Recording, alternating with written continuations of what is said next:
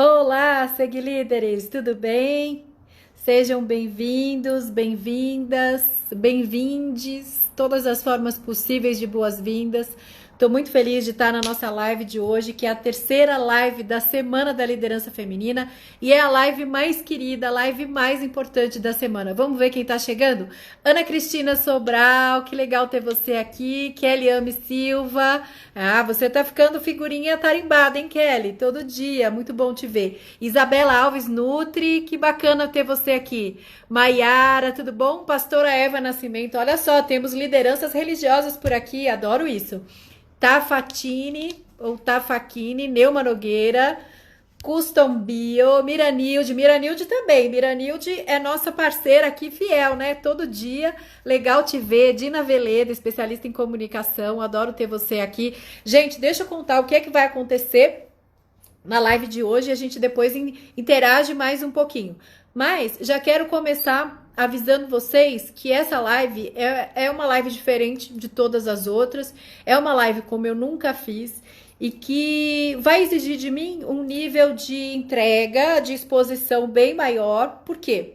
É uma live em que eu vou contar a história pessoal minha, né? Na verdade, quando eu coloquei aquele título de banida da família, a líder de multidões, era para chamar a atenção de vocês, para vocês imaginarem quem seria a minha cliente que eu ajudei nesse sentido, e foram muitas, mas eu acho que a minha cliente mais difícil, a minha cliente mais desafiadora fui eu mesma, né? Então, pessoal, aqui deixa eu mandar aceno para todo mundo. Vou contar um pouco da minha história, vou contar lances da minha história, não para vocês terem pena, não para eu expor as pessoas envolvidas, não para eu me expor, mas para a gente aprender que mesmo com todas as falhas e todas as previsões negativas, a gente consegue construir uma história vitoriosa de sucesso, de superação, tá? E mesmo com todos os perrengues que eu passei, eu ainda me considero uma privilegiada.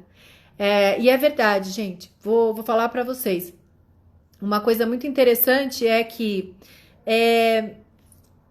eu nunca fui a primeira escolha.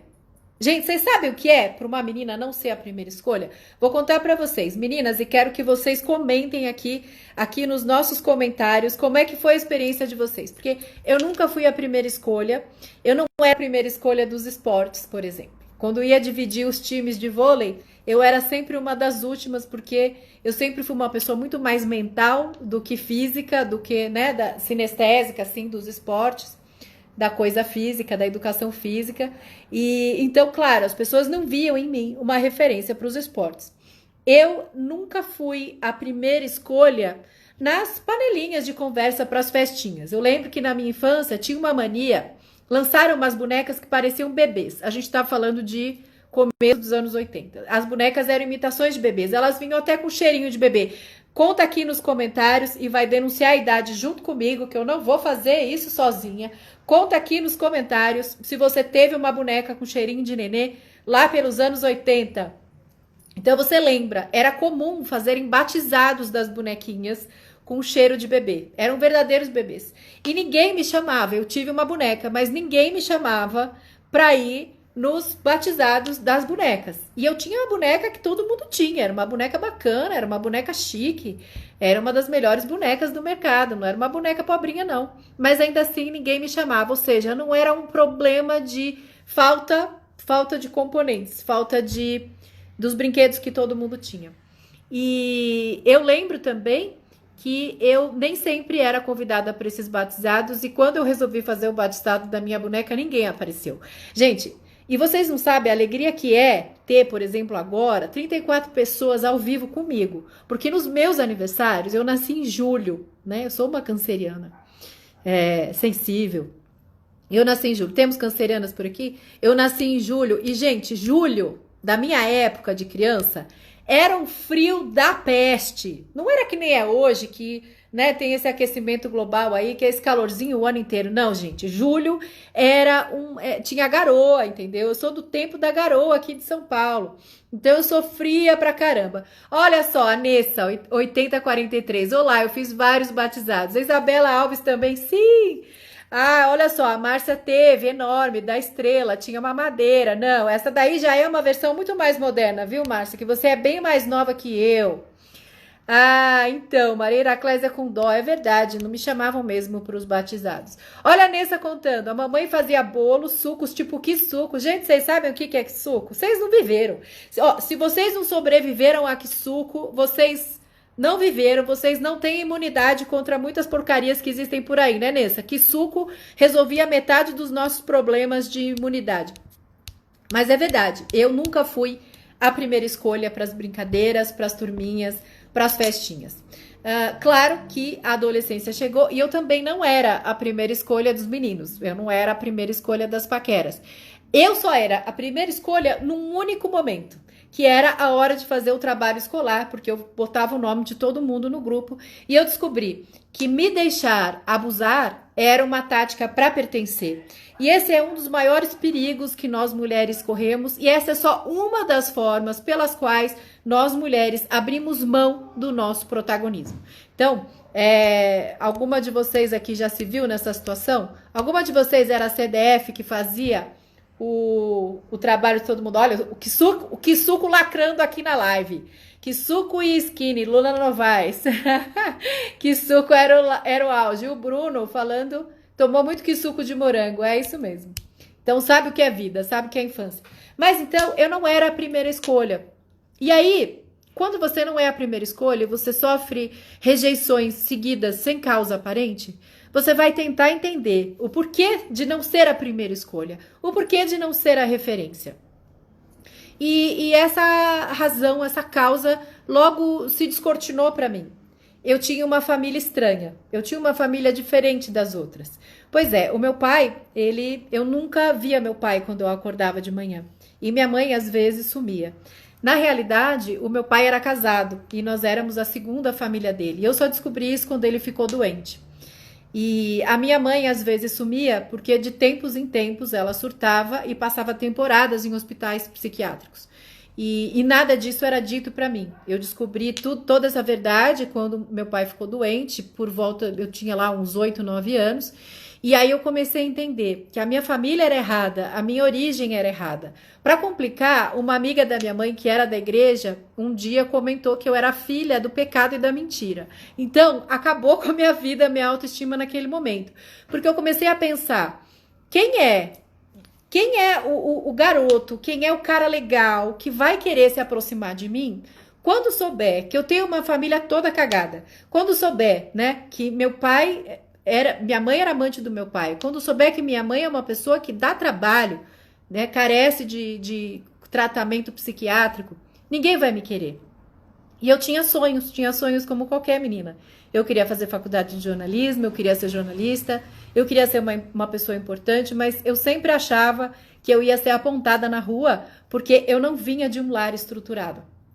Quando meu pai faleceu em decorrência daquela doença, e ele era bastante mais velho que minha mãe, ele tinha 68, minha mãe tinha 45 e eu tinha 10 quando ele faleceu, minha mãe falou que eu não deveria ir ao enterro e ao velório dele porque eu não seria bem-vinda, uma vez que eu não era legítima.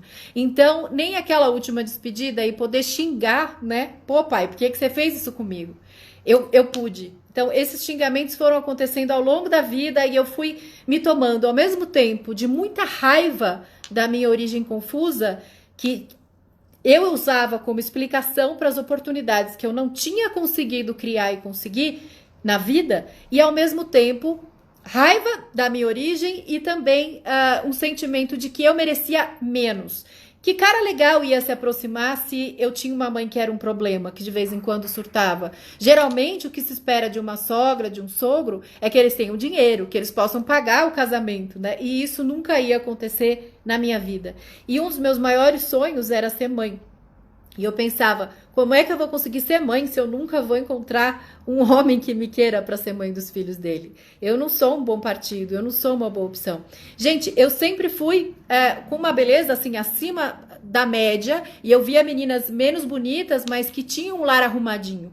E então, para mim, todas as rejeições que eu sofria eram fruto do lar arrumadinho que eu não tinha. Alguém já passou por essa sensação? De achar que todas as culpas que acontecem na sua vida têm a ver com a sua origem? O Bruno perguntando, que idade que eu descobri a verdade? Eu descobri a verdade com 9 para 10. Quando meu pai ficou doente, minha mãe surtou e uma tia veio e me disse tudo assim, na lata, na bucha. E nesse momento em que meu pai morreu, ele deixou uma pensão que era derivada da aposentadoria dele. E não era muita coisa, mas daria para eu e minha mãe vivermos. E naquele momento, a minha irmã, que era só filha do casamento original da minha mãe, primeiro casamento da minha mãe, bem mais velha que eu, 16 anos mais velha que eu, morava no Rio de Janeiro, trabalhava lá. E ela virou para mim e falou assim: Pri, cuida bem da mamãe e administra muito bem esse dinheiro, porque eu não vou sair da Zona Sul do Rio de Janeiro para vir te socorrer. Ela tinha 26 anos, eu tinha 10. E foi naquele momento que eu assumi a minha casa. E a minha briga com a liderança começou ali. A ideia de liderar para mim era insuportável. E agora que a gente já está aqui com a sala mais cheia, eu vou falar para vocês compartilharem esse aviãozinho com todo mundo que tem uma história confusa com pai e mãe, porque hoje é o dia que a gente vai tirar a limpo essas questões, assumir o protagonismo da nossa vida de volta e assumir a liderança. E aí, eu sempre pensava... nunca eu vou ter acesso às melhores oportunidades. Eu nunca vou entrar pela porta da frente, nas empresas, nos lugares. Eu sempre esperei menos de mim. E aí um dia eu tinha 18 anos, gente, eu não sei como vocês eram, mas com 18 anos a gente andava em bando com as meninas. E aí um dia as colegas minhas de sala do terceirão decidiram ir numa vidente. Quem é que já foi numa vidente? Conta pra gente, né? Todo mundo, uma vez por brincadeira, por curiosidade, vai consultar um oráculo, né? É normal, é da vida. A gente tem sempre essa curiosidade sobre o futuro. Principalmente quando a gente não assume o nosso protagonismo e a gente não consegue desenhar o futuro que a gente quer, o que a gente faz? A gente tenta adivinhar o futuro. E aí... eu fui numa vidente com 18 anos lá no terceirão junto com as minhas amigas. E era uma velhinha numa casa que parecia bem mal assombrada. A amiga Márcia também tá aqui todo dia, obrigada por estar aqui. Amiga, se a gente sentar, você não vai acreditar, mas a minha história é ruim também. Que bom que você tá aqui. Somos sobreviventes e olha só como a gente tá plena. E aí, compartilha com quem mais tem história confusa aqui. A Maria Heraclésia também, mulherão. E aí, gente, a casa da vidente era meio mal assombrada, assim. Tinha uma pintura descascando, um monte de foto do Roberto Carlos, assim, na parede. Uma parede coberta, assim, de foto do Roberto Carlos. Era uma velhinha num casarão, assim, tipo um sobrado, lá na Aclimação, na rua Paulo Orozimbo, nunca me esqueço. E aí... você já foi evidente, Bruno? Saiu de lá quase louco? Pois é. Pois eu saí de lá dando risada e querendo meu dinheiro de volta. Porque olha só o que a vidente falou pra mim. A vidente falou pra mim 3 coisas. Eu tinha 18 anos e ela falou 3 coisas pra mim. Que eu ia passar no vestibular aquele ano, que eu ia ser mãe em breve e que eu ia viajar muito a trabalho. E aí, o que eu falei para minhas amigas? Eu não tive coragem de falar para ela, mas falei para minhas amigas. Gente, essa vidente tá louca?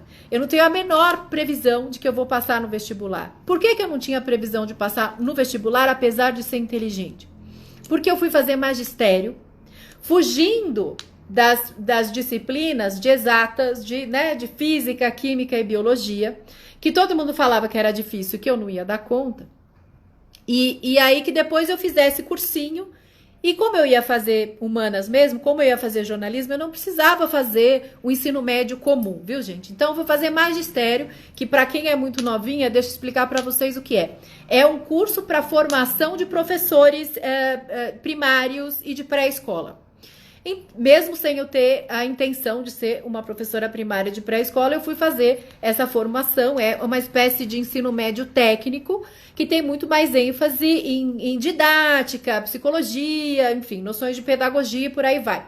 E aí, gente, eu não tinha previsão nenhuma de passar no vestibular porque eu não tinha feito cursinho. E por que eu não fiz cursinho, gente? Porque minha irmã inventou de colocar a minha mãe num hospital, numa clínica psiquiatra chique, nos Jardins, e comprometeu muito da nossa grana. E eu não pude pagar nem o 4º ano do magistério, então eu só fiz até o 3º ano. A amiga Márcia falando que fez só o 1º ano. Então, eu fiz até o 3º ano. Com o 3º ano, eu já podia entrar, já podia prestar vestibular.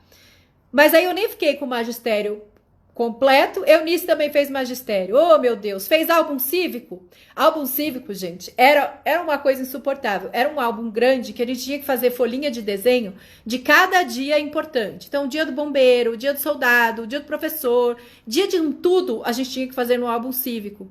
E ganhava, assim, mais nota quem tinha mais criatividade para fazer, quem botava mais lantejola, quem fazia mais caprichoso. Então, assim, a gente gastava uma grana para fazer o álbum cívico e ganhar nota dos professores. Geralmente era a professora de didática que conduzia isso. E aí, gente, olha só. E eu não pude fazer cursinho, porque eu tava lá pagando as parcelas da clínica psiquiátrica em que minha mãe tinha sido internada lá por mais ou menos um mês. E eu falei, eu vou prestar vestibular na raça, né? Aí eu fui prestar vestibular na Casper Libero, que é uma faculdade particular de jornalismo, e cuja mensalidade daria para pagar. Mas eu não tinha a menor probabilidade, assim, de entrar, porque eu tinha noção zero de matemática de ensino médio. Zero mesmo, gente, assim. Zero de exatas, zero de biológicas. E eu vou dizer para vocês, química, física, biologia, eu chutei muita coisa, que era teste de múltipla escolha, e eu só não podia zerar. Então eu chutei muita coisa e tentei me garantir ao máximo nas disciplinas que eu ia bem, né? Português, redação, inglês, parari parará. Por sorte, olha só, quando saiu a divulgação de quem tinha passado no vestibular, saía no jornal Gazeta Esportiva, que era da Fundação Casper Libero, né? E aí minha mãe foi comprar na banca de jornal, e minha mãe, com todos os problemas psiquiátricos dela, conseguiu acreditar mais em mim do que eu mesma. Aliás, quem acreditou mais em mim nessa história toda, gente, vou dizer pra vocês que foi a vidente, viu? Não foi ninguém perto de mim, não. Essa mulher merece um beijo. Nem deve estar mais viva, era muito velhinha. E aí, ela comprou o jornal. E eu fui olhando assim na lista de chamada de quem tinha passado no vestibular e fui olhando do fim. Na lista, eu comecei a ler na lista de espera. Eu falei, tá vendo, mãe? Meu nome não tá nem na lista de espera. Aí ela falou, não, calma, espera aí, fica aí. Olha tudo. E quando eu olhei, eu estava lá, gente. Eu tinha passado na primeira lista em antepenúltimo lugar. Mas passei. E fui para a faculdade. E eu me sentia a pior das pessoas na faculdade. A mais desajustada no sentido de que a que menos tinha condições de ser uma boa jornalista. Os professores falavam que o jornalista tinha que ler Newsweek, tinha que ler New York Times, tinha que ler veículos estrangeiros que eu, primeiro, não conseguia entender o que estava escrito, porque o meu inglês era muito básico. E outra coisa, eu não tinha grana para comprar. Eu nunca tinha saído do país. E aquela vidente, né, que tinha falado que eu ia viajar muito a trabalho. Eu falava, mas como? O lugar mais longe que eu fui até hoje foi o Rio de Janeiro de busão. E todas as previsões que vocês podem imaginar nunca foram as melhores a meu respeito. E eu fiquei com aquilo na cabeça. Ser mãe, pra mim, é uma coisa importante. Eu não quero sair dessa vida sem ser mãe. E aí, mas eu tinha certeza que eu nunca ia casar. Tava na minha cabeça, eu nunca vou me casar, porque nenhum homem vai querer ter como sogra a minha mãe, porque ela é uma pessoa difícil. E minha vida, e assim, eu tinha vergonha, não contava pra ninguém, porque se hoje ainda existe muito tabu cercando doenças psiquiátricas, gente, 30 anos atrás, 20 anos atrás, assim, as pessoas ainda tinham aquela ideia de, nossa, será que se eu chegar perto da baba eu vou pegar, entendeu? Então, eram muitos preconceitos mesmo, e eu tinha muita vergonha da minha origem. E a minha família, assim, digo família, os adultos, os tios, as pessoas em volta, o lado da família do meu pai nunca veio atrás para saber se eu estava bem ou não, se eu estava conseguindo gerenciar uma casa com uma mãe que dependia mais de mim, que era muito mais minha filha do que eu, mãe dela, embora tenha me protegido com os recursos que ela tinha. E eu demorei muito para chegar ao entendimento de que não são os nossos pais que nos devem estrutura, conforto, educação. Nossos pais não nos devem nada, porque eles já nos deram a vida. Eu levei muito tempo para entender que somos nós que devemos a ele o melhoramento da espécie humana. Somos nós que devemos aos nossos pais e aos nossos ancestrais honrar estarmos aqui e fazermos parte dessa linhagem. E demorou muito fazer essa virada de chave, porque na minha cabeça eu era coitada. E enquanto eu era coitada, eu não me candidatava às melhores oportunidades de trabalho. Caiu na minha mão a possibilidade de conduzir e criar um jornal de bairro e conduzir, mas eu continuava me vendo como uma estudante de jornalismo que tinha um jornalzinho. Eu nunca conseguia me ver como empresária da comunicação. Todos os meus relacionamentos, inclusive com o chefe, foram relacionamentos abusivos. Eu trabalhava num canal de TV a cabo local, gente, que eu recebia salário, tipo assim, mês sim, mês não, quando dava, entendeu? E sempre sendo muito explorada, trabalhando muito. O meu jeito de pertencer era sempre fazendo muito mais pelos outros do que aquilo que era contratado e quase nunca exigindo o retorno. E olha só, a gente tem depoimento aqui. Abertura de coração, a Tami Sport falando, Pri, comigo foi o contrário, eu sempre fui a CDF, promessa da família, a inteligente, e hoje eu tô desempregada, dependente do marido há quase 2 anos, me sentindo péssima, sentindo que decepcionei. Aí é que tá, Tami, você tem que entender o seguinte, da mesma maneira que os nossos pais não devem nada pra gente, a gente deve apenas o melhoramento da espécie. Mas a gente não deve resultado, a gente não deve satisfação de expectativas. Então, provavelmente a história que eles criaram e projetaram para você não é a sua história. Então, tentar satisfazer a expectativa dos pais dentro de um desenho existencial que não é o seu, é tão abrir mão do protagonismo quanto o inverso, fazer tudo para romper com a sua origem. Então, calma, que você vai... Já eu vou falar como você pode retomar o controle da sua história e construir a sua história a partir de agora.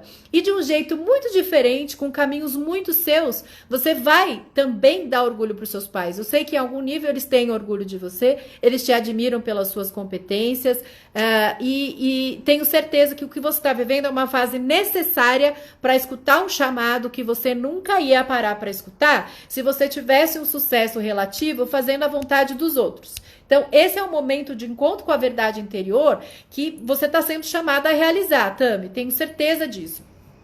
Então, gente, é muito duro olhar para trás e perceber que a pessoa que mais acreditou em mim foi uma vidente. Se você tá achando a minha história bizarra, se você tá querendo saber, nossa, como é que ela conseguiu fazer uma virada de chave, como ela conseguiu consertar a história dela, como é que ela conseguiu sair de uma situação em que todo mundo transferia a responsabilidade e empurrava ela e a mãe dela para frente, preferia ignorar a existência desse pedaço da família que era tão carente, como é que eu consegui fazer essa virada de chave e me tornar uma palestrante que inspira tantas mulheres a subirem à liderança, sendo que eu odiava liderar, porque liderar significava ter que pegar o extrato bancário, pegar o canhoto do cheque, do talão de cheque, e fazer a conciliação e falar para minha mãe, mãe, o que a gente tem no banco de dinheiro não é o que está aqui no extrato, é o que está aqui no extrato, menos esse cheque que você já deu, esse cheque que você já deu, esse cheque que você já deu, ai meu Deus, esse cheque que você já deu, esse cheque que você já deu e esse cheque que você já deu. Então, liderança para mim era um lugar de sofrimento. Era um lugar de obrigações que eu não queria ter, porque eu queria viver um mundo colorido que todo adolescente precisa ter o direito de viver, né? Mas é engraçado, uma frase do Steve Jobs que é muito interessante, que ele diz o seguinte, que as coisas não fazem sentido no presente. E você vai ver isso, Tami. As coisas fazem sentido lá na frente. E eu vou dizer para vocês, eu tô expondo essas pessoas, eu tô expondo uma família que me abandonou, que abandonou uma criança de 10 anos com uma mulher louca, insana. Eu tô expondo essas pessoas porque eu só acredito que existe um motivo pra gente passar perrengue nessa vida. Pra despertar alguém, né? E eu passei muito tempo esperando a hora de contar essa história pra vocês, mas eu acho que essa hora é agora. Porque toda vez que eu deixei a dúvida me definir, a vida me devolveu dúvida. Olha só que coisa interessante. Quando você duvida que o seu serviço é bom, o cliente te dá trabalho. É duro de comprar. Quando você tem dúvida de que você está pronta para subir um degrauzinho na empresa, o seu gestor não te considera para os projetos mais importantes, aqueles que estão ligados ao core business da empresa. Quando você tem dúvida de que você é digna de amor, você rebaixa os seus critérios em relação ao seu companheiro ideal e aceita todo tipo de embuste que entra na sua vida. E comigo não foi diferente.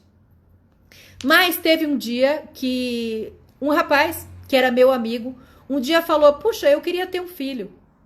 E eu acho que você seria uma boa mãe. E nesse momento, então, eu falei, essa é a minha oportunidade de ser minha mãe, sem tentar convencer um cara que eu sou boa para casar, porque eu tenho uma família confusa, que ninguém vai querer.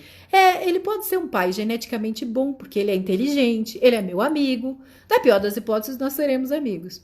E foi assim que no mês seguinte, no primeiro bimestre de faculdade de jornalismo, eu engravidei do Pedro. E parece absurdo, né? Porque quando as pessoas pegam a minha história só da parte em que eu fui mãe solo aos 19 anos, elas falam, puxa, você enfrentou um desafio.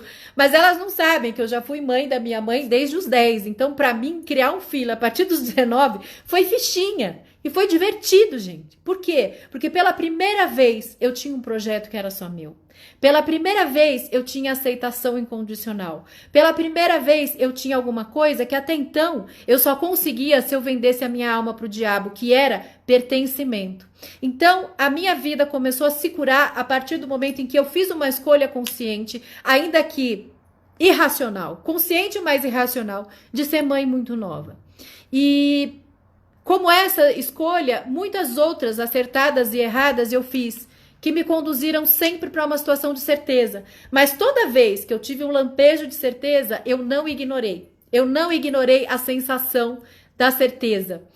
E a Mulheres de Alcance está falando, e sendo mãe da pessoa certa. É verdade, eu acredito que de alguma maneira a gente atrai os filhos que a gente precisa para crescer, né? Então, eu entendi uma coisa, que a dúvida, ela só atraía respostas duvidosas em relação a mim. Porque, por uma razão muito simples, quem é que quer ficar perto de quem não tem confiança? Ninguém. Por que vocês gostam das pessoas empoderadas? Por que vocês gostam das pessoas que exalam confiança? Porque vocês se sentem confiadas e confiantes também.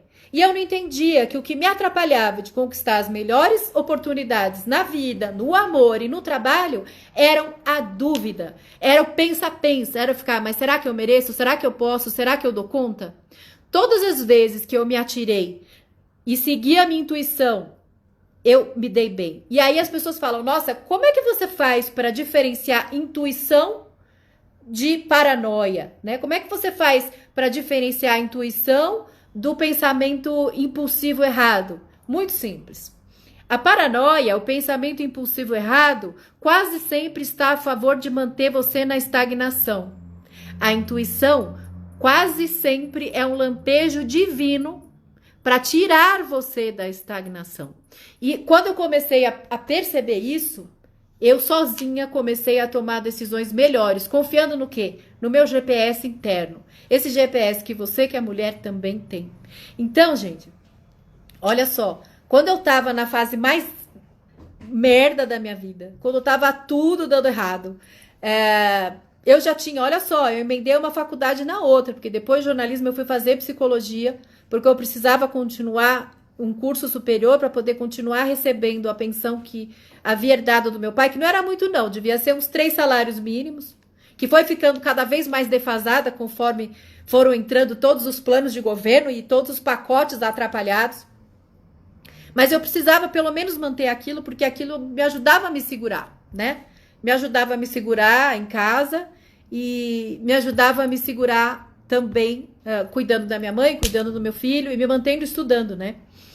Porque no jornalismo eu falava, não, isso não é pra mim. E isso não é pra mim aconteceu de uma maneira muito forte quando um professor superstar que a gente tinha, o professor superstar, eu tava grávida de 3 meses e ninguém sabia ainda. E ele falou assim, né?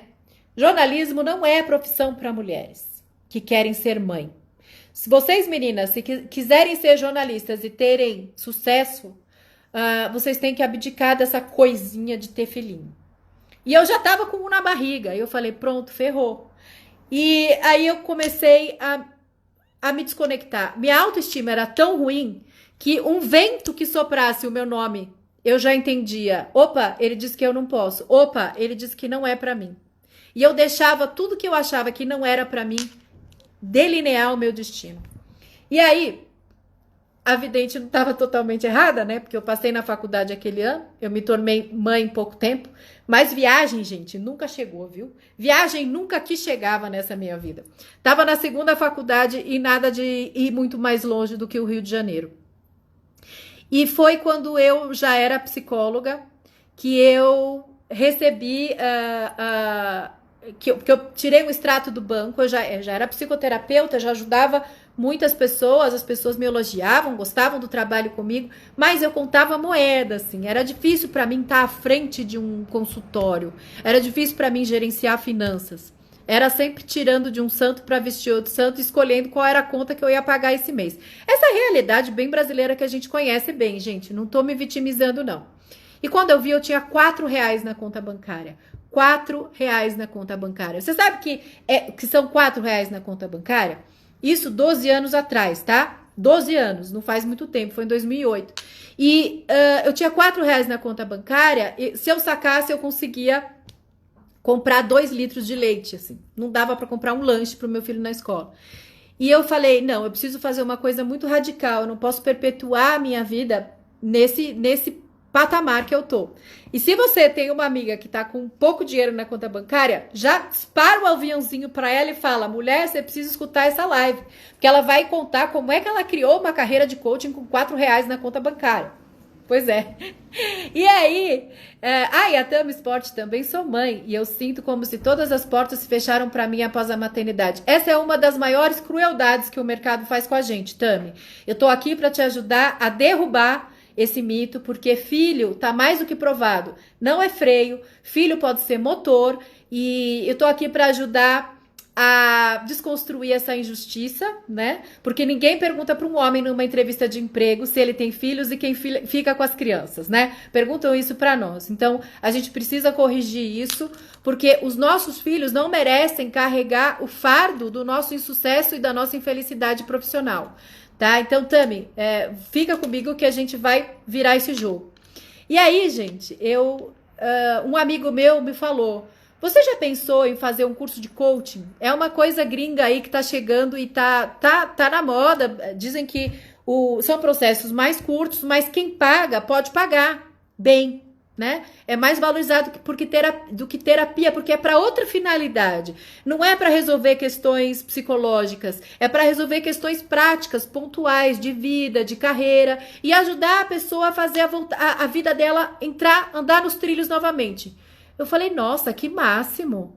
Quer dizer que você fica menos tempo com aquele cliente, você ajuda ele a resolver um problema pontual, você vai ver o resultado rápido e ainda pagam mais por isso. Eu quero esse troço. E aí, gente, eu fui pesquisar o preço dos cursos de coaching e quase caí para trás, porque era tipo 5, 7, 8 mil reais, 12 anos atrás. E eu falei, meu Deus do céu, eu tinha R$ 4 na conta bancária. Eu falei, quer saber? Aí a moça me falou, você pode dar 12 cheques. Eu falei, eu vou dar os 12 cheques. Mas é o seguinte, eu não vou ficar com o nome sujo, não. Eu vou dar os 12 cheques e antes do primeiro cheque cair, eu já vou ter cliente e já vou estar botando dinheiro para dentro da minha conta. Porque eu não tenho opção. Esse negócio é virar ou virar. E aí eu tive um grande aprendizado, que é o seguinte, se você tem plano B, você não respeita o plano B. E aí você não faz direito o plano A.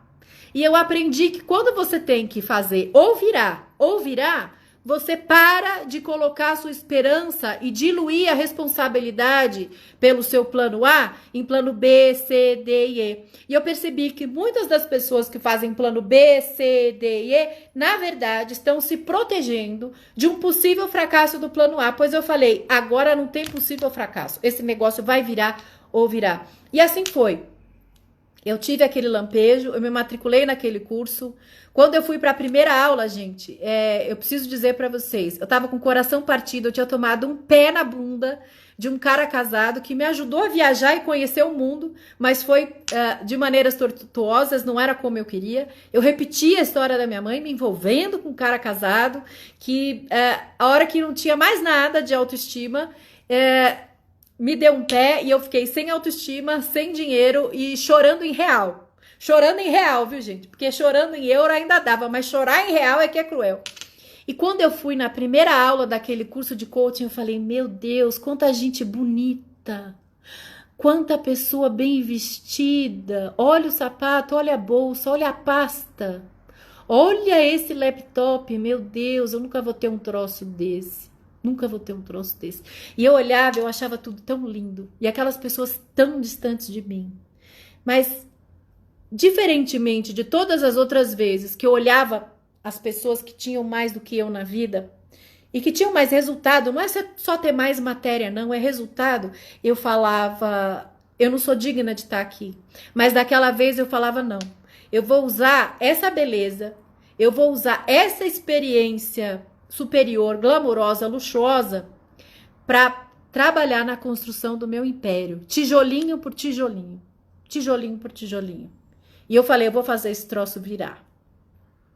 E eu mergulhei naquele curso, gente, como se fosse a tábua de salvação da minha vida. E eu vou te dizer, não é o curso que é a tábua de salvação da minha vida. Podia ser qualquer outra coisa, gente. Podia ser um livro usado, podia ser, sabe, um joguinho velho, podia ser um computador usado, podia ser qualquer coisa. A questão foi que eu assumi o protagonismo do que ia acontecer comigo dali pra frente, sem procurar culpado, sem lamentar o que não deu certo na minha vida. Eu tinha chegado num nível de depreciação pessoal tão grande que só me restava criar valor onde eu não via mais valor nenhum. E eu falei, eu vou criar esse valor ajudando pessoas. E foi muito bacana, porque a carreira deu muito certo. A partir do momento em que você decide não mais esperar nada de bom das pessoas próximas a você, ou seja, a partir do momento que você decide parar de bater em portas que nunca vão se abrir, você acha uma janela e sai. E você ganha estrada e o mundo é teu. E foi exatamente isso que me aconteceu, gente. A partir do coaching, eu criei meu próprio método de coaching para mulheres. Eu fui fazer a formação de palestrante do Roberto Chiniachik. Sempre assim, isso vai mudar minha vida. Isso vai me levar para o próximo lugar. Isso vai me fazer dar um salto. E sempre assim, gente, sempre sem dinheiro, sempre falando, eu vou dar os cheques, eu vou fazer as parcelas e vou correr atrás de monetizar até lá. Claro que esse não é um padrão ideal. O ideal é você ter um colchão financeiro para investir no seu crescimento profissional. Mas se você não tiver, tenha raça em dobro, tenha fibra em dobro, tenha cara de pau em dobro e faz o negócio acontecer. E naquele momento, então, eu me dei conta, gente, de que eu tinha uma carreira, de que eu tinha cases de sucesso, de que eu era a primeira escolha quando se tratava de empoderar mulheres, de ajudar mulheres a conseguirem uma promoção dentro da empresa, ajudar mulheres a voltarem para o mercado de trabalho depois de terem se dedicado aos filhos, a valorizarem essa experiência à frente da liderança do lar e da família e fazer isso se tornar capitalizável para uma carreira também. Então, gente, a partir do momento que eu parei de esperar a piedade, eu encontrei a realização. E nesse momento, eu passei a comunicar para o mundo que eu era dona da minha vida, que eu era CEO da minha vida, que eu estava no cargo máximo da minha vida e que quem viesse só poderia vir para uma única coisa, somar. Que não me tirasse nada, uma grama da minha energia, um nadinha de mim, tinha que vir para somar. E esse passou a ser o meu critério para escolher todas as pessoas que se aproximaram de mim. E depois que eu escolhi isso como um critério de vida, gente, tudo aquilo que eu sonhava, que parecia distante, aconteceu. Eu comecei a estudar liderança feminina com um livro usado da Amazon de uma autora americana e com um dicionário de inglês do lado, porque eu sou completamente autodidata em inglês e eu tenho um puta de um orgulho do meu inglês macarrônico, porque ele é unicamente, exclusivamente fruto de mim mesma. E respeitando aqui todo mundo que ensina inglês, tá? E eu comecei a estudar com aquele livrinho usado. E falando, meu Deus, que máximo. E isso faz 10 anos. Ano passado, a autora do livro usado veio para o Brasil e a gente palestrou no mesmo evento, que é a Sally Helgensen. Então, quando esse tipo de coisa acontece, você fala, caramba, né? Eu dei uma volta no planeta Terra e voltei aqui para o lugar onde eu sempre quis. E sabe que é uma coisa mágica que acontece? Todas as pessoas que te desprezaram vêm atrás de você e falam, nossa, você é o orgulho da família. Nossa, que máximo, você é isso. E você, sem dó, sem piedade, sem ódio, sem raiva, sem rancor, fala, obrigada, conta comigo pro que você precisar. Isso é superação. Superação não é vingança. Superação é você olhar para todo mundo que fez previsões negativas a seu respeito e falar, chupa mundo, né? Só a gente sabe qual é a delícia desse chupa mundo. E gente, olha só que interessante. Quando eu tava nas minhas andanças por liderança feminina e pesquisar sobre isso e não tinha material em português, eu vi um evento internacional de liderança feminina, capacitava mulheres para liderança feminina. Eu falava, meu Deus, quando é que o Brasil vai entrar no mapa do empoderamento feminino? E era assim, devia ser 2013, 2014, não sei, fazia muito tempo. E porque eu ativei o alerta, né, para a expressão liderança feminina. E aí, assim, o que aparecia? Aparecia coisas nada a ver, tipo liderança do vôlei, liderança feminina no vôlei. Hoje em dia, você pode ativar isso que vai ter milhares de notícias. E muito tempo depois, em 2018, um dia, eu fui chamada para um evento, para palestrar num programa social, que eu não sabia bem o que era na comunidade de Paraisópolis. É uma comunidade muito importante aqui em São Paulo. Kelly, o livro se chama The Female Advantage, é da Sally Helgensen. Depois me dá um toque no direct que eu escrevo bonitinho pra você, tá? Ah, amigas Márcia, falo muito esse chupa-mundo, e é pra falar mesmo. E quando eu fui para essa palestra, nesse evento social, que foi um chamado da Rede Mulher Empreendedora, que é a primeira e maior rede de empreendedorismo do Brasil, eu descobri que era o evento do Google que eu tinha visto uma vez lá no exterior com palestra de liderança feminina. E sem saber, eu tinha feito a primeira palestra de liderança feminina de um programa internacional conduzido por uma das maiores empresas de tecnologia em parceria com a maior rede de empreendedorismo feminino do Brasil. Sem eu nunca ter puxado tapete e muito menos o saco de ninguém. Então, isso para mim é um super chupa-mundo. E, gente, vocês fazem parte do meu próximo chupa-mundo. E é por isso que eu quero pedir licença para vocês agora para apresentar o que eu estou preparando para nós. O que eu estou preparando para o nosso 2021. Topam? Vocês me dão licença? Ficam aqui comigo até o final para ver se a minha ideia faz sentido para vocês? Porque eu não preciso ser evidente, e eu já vi vários comentários aqui contando, como por exemplo, cabeça certa. Marcado minha história, eu sou hipoteticamente uma irmã sua por parte de pai. Eu sou a outra parte da história. E ouvindo a sua história, estou quebrando preconceitos. Parabéns pela sua coragem. Então, é importante te dizer que eu fiz as pazes com a outra parte da história. A gente se entendeu e a gente tem uma convivência muito bacana hoje, tá? A gente conserta a história, a gente conserta até o passado quando a gente cuida do futuro. Isso é muito incrível. E eu não preciso ser vidente para saber como vocês se sentem quando vocês investem um final de semana inteiro num projeto que vocês acham que vai trazer destaque e vocês ganham um tapinha nas costas ou um bombonzinho em cima da mesa.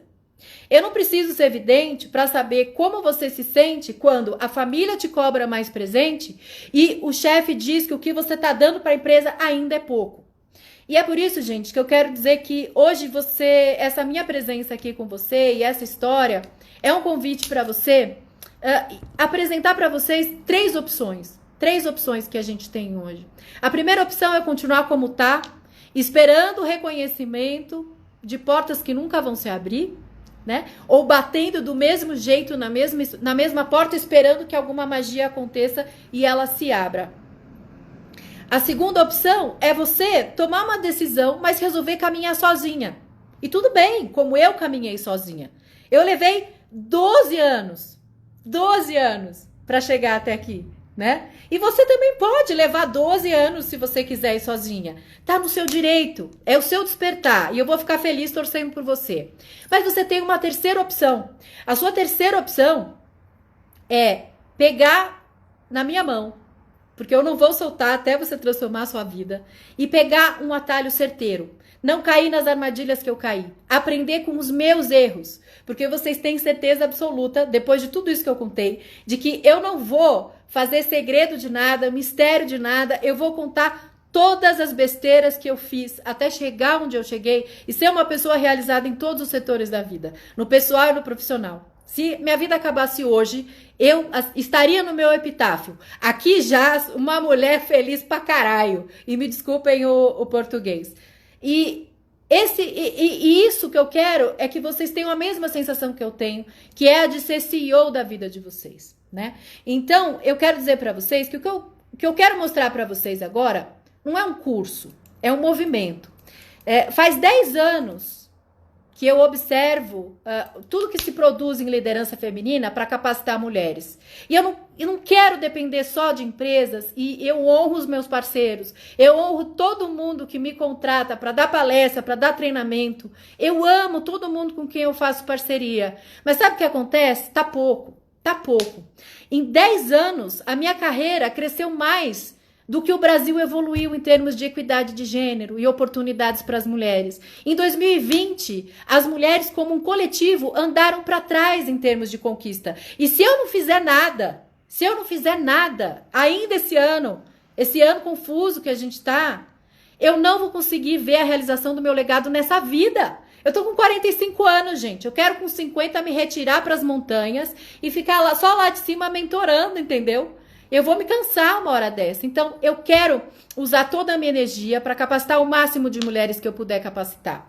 E, sabe, gente, não é dinheiro, não é só dinheiro. Eu gosto de dinheiro, dinheiro é bom pra gente não precisar pensar nele. Eu gosto de joia, eu gosto de sapato, eu gosto de champanhe, eu gosto de lugar bacana, gosto. Mas o que eu tô propondo aqui, o que eu vou apresentar para vocês, e peço para vocês compartilharem com as amigas, porque crescer sozinho é triste. É bom crescer em companhia, porque a gente garante o nível da conversa, que fica mais gostoso.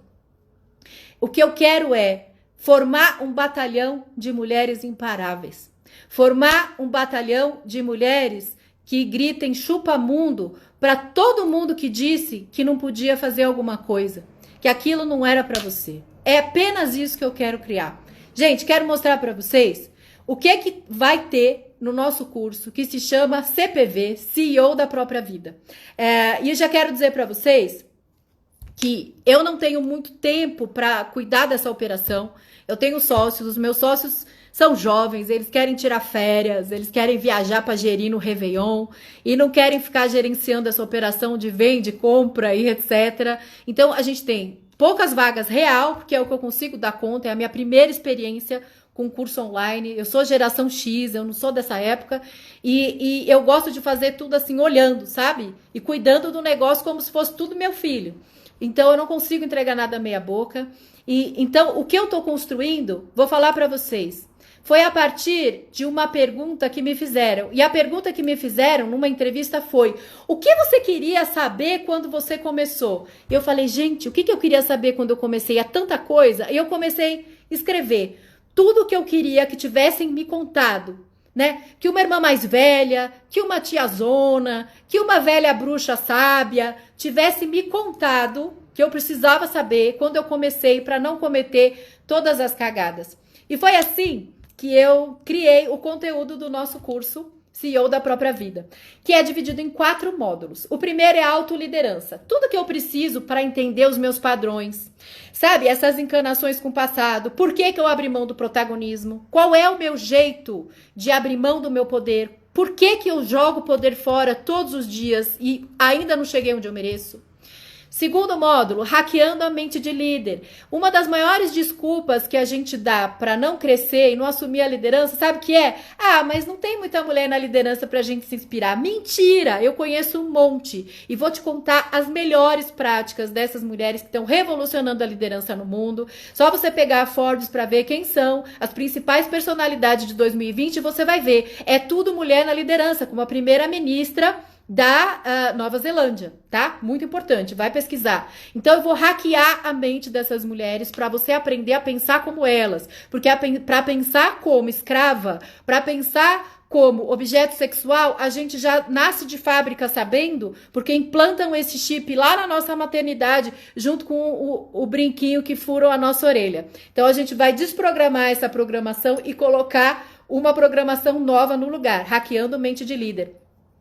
Terceiro módulo é o que líder sou eu, que é para a gente conhecer o quê? Os erros das líderes iniciantes e das experientes também. A gente vai delinear um estilo de liderança próprio. Sua gestora não te inspira? Você já teve uma chefe que era um demônio, pior que um chefe homem? É isso que a gente não quer. E no Que Líder Sou Eu, você vai aprender a tirar da frente a sua agenda oculta, os seus comportamentos que te atrapalham, para construir uma imagem de líder que é mais forte do que o cartão corporativo e é maior que a sua empresa. Luísa Helena Trajano pode vender o que ela quiser hoje em dia, porque ela ficou maior que Magalu. Camila Farani pode vender o que ela quiser hoje em dia, porque ela é maior do que todas as empresas. É isso que a gente vai fazer com você. Transformar numa superstar da liderança e o mundo que lute. E o quarto módulo é liderança feminina na prática. Algumas pessoas que já viram minhas palestras sabem que eu proponho 4 etapas, que são engajar sem fazer esforço, delegar com segurança, cobrar sem sofrer e celebrar resultados incríveis. Eu vou mergulhar a fundo, como eu nunca tive a oportunidade de mergulhar em nenhum outro curso, em nenhuma outra mentoria, tá bom? Pra gente sair daí muito grande e muito forte. E eu quero dizer para vocês que eu também tô preparando o bônus. Eu já tenho agendada para quinta-feira da semana que vem uma masterclass com a Jaque Queiroz, que é uma especialista em LinkedIn. E ela vai ensinar pra gente 3 jeitos de se tornar desejo das empresas dos sonhos. 3 coisas que a gente precisa fazer logo de cara no nosso perfil do LinkedIn para ter o destaque que a gente precisa. Eu não manjo de LinkedIn, eu não gosto de LinkedIn, por isso mesmo que eu estou chamando uma especialista, porque eu vou aprender junto com vocês as estratégias, porque é lá que estão os contratantes. Se é a empresa dos seus sonhos para prestar serviço ou se é a empresa dos seus sonhos para te contratar. Então, a gente tem bônus muito legais, mas é assim, para as 10 primeiras que comprarem, e o link do curso já tá na bio. Por que para as 10 primeiras que comprarem? Porque é um almoço comigo. Se a gente puder fazer esse almoço presencial, vai ser presencial. Se puder ser online, vai ser online. Se puder ser meio a meio com aquelas que não puderem estar em São Paulo, a gente vai fazer um almoço meio a meio. Mas qual é a função desse almoço? Networking e mentoria informal. Mais do que isso, a gente vai construir uma relação de amizade nesse almoço. Outro bônus é um happy hour digital para as 20 primeiras mulheres que comprarem o curso. Ou seja, que tiverem o lampejo da intuição e da velocidade. Gente, sexy não é saia curta, não é bocão, não é cílios compridos, não é harmonização facial. Sexy é velocidade na direção dos nossos sonhos. É isso que a gente precisa entender. Bônus 3 é preferência na compra das minhas mentorias. Eu tenho poucas vagas, são só 15 vagas nas minhas mentorias, tanto para palestrante da turma de fevereiro, como para coach de mulheres, que eu vou abrir a primeira turma. Depois de 10 anos atuando como coach de mulheres, eu vou formar minhas coaches de mulheres e não vou mais atuar como coaching one-on-one, vou transferir para vocês essa responsabilidade, mas eu só tenho 15 vagas e quem adquirir o CPV agora vai ter preferência na hora de comprar uma das mentorias. E a gente vai ter 2 mentorias ao vivo online em grupo, que é quando eu atendo suas questões, respondo suas questões e palpito diretamente na sua vida, na sua carreira ou no seu negócio. Fora isso, gente, vocês vão ganhar também um curso para perder o medo de falar em público. Por quê? Vocês vão ser a porta-voz da empresa em todos os eventos do setor. Eu sei que vocês vão.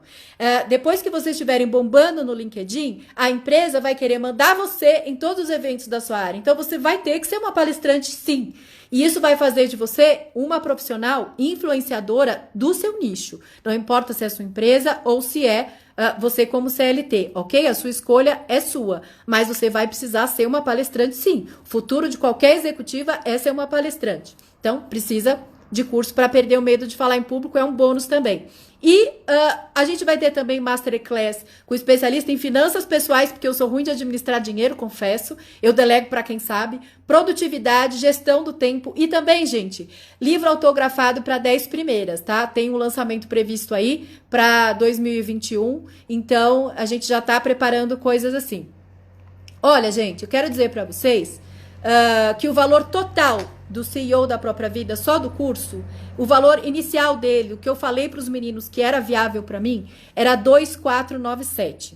Mas qual que é a nossa ideia? A nossa ideia é que você comece agora o curso, e eu sei que fim de ano a gente tem aí 1000 demandas, mas por que eu quero que você comece agora? Porque enquanto o Brasil estiver começando 2021, depois do carnaval, no carnaval vocês já vão ter dado um salto quântico na carreira. Mas para isso precisa começar agora, porque a gente tem um mês aí de duração do curso. São 4 semanas, 4 luas, um ciclo menstrual, e é o tempo que a gente precisa para renovar nossa mentalidade e mudar de vida, tá? Então, com todos os bônus, daria R$ 13.182, que eu sei que é fora da nossa realidade hoje e foge do meu propósito.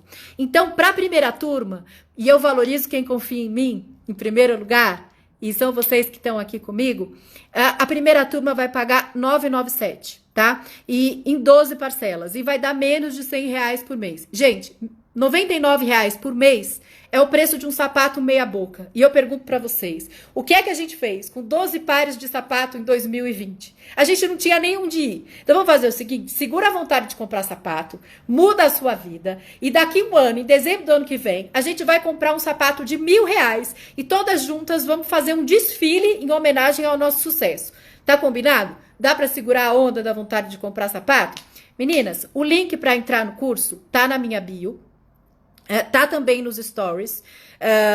E, assim, velocidade é muito importante. Se você tiver alguma dúvida, me chama no direct. As nossas lives da Semana da Liderança Feminina continuam. Continua valendo a nossa interação aqui. Mas eu vou ficar muito feliz de recepcionar as primeiras com um almocinho bem gostoso. Vocês sabem que eu gosto de espumante. Galera que não bebe vai me perdoar, vai tomar suco de laranja. Mas a coisa mais importante é a gente não soltar a nossa mão. Porque dá pra ir sozinha? Dá, só que eu não quero que vocês levem 12 anos por achar que não podem confiar em outra mulher. Eu não quero que leve 12 anos por achar que pra você não funciona. Porque se funcionou comigo, funciona com qualquer outra pessoa nesse mundo. Meninas, gostaram da live de hoje? Vou fazer aquele momento print. Deem o print e compartilha nos stories qual foi o seu aprendizado, o seu insight do dia. Porque é assim, gente, com certezas empoderadoras, com apoio glamouroso, a gente chega aonde a gente quiser. Então, vou fazer uma carinha fofa, vocês vão dar o print. E compartilha nos stories com o seu aprendizado, que eu vou adorar recompartilhar o seu stories, tá bom? Gente, muito obrigada. A Márcia Ian já se inscreveu, adorei, muito bem, bem-vinda. Ó, já tem conteúdo lá pra você, vai fazendo tudo, tá bom? Pessoal, quem quiser o PDF da live de hoje, bem como de todos os outros dias, precisa se inscrever no liderancacomoapri.com.br, que a gente envia o PDF, que é uma ferramenta de apoio para ajudar você a passar do conceito para ação, tá? Que é o pulo do gato. E compartilha essa live com todas as mulheres que você quer ver saindo da inércia, saindo da passividade, saindo da crença de que elas não podem fazer muita coisa e não podem ir muito longe. Eu quero dizer para vocês que eu rodo o mundo e eu rodo o mundo com a minha grana, que é muito mais gostoso. E assim, é bem mais legal quando você pode escolher. Muito mais legal quando você pode escolher. Um beijo para vocês. Boa noite, muito obrigada pelo acolhimento, pelo espaço, pela oportunidade e por esse encontro. Amanhã a gente volta, que tem live às 21h. Beijo, tchau!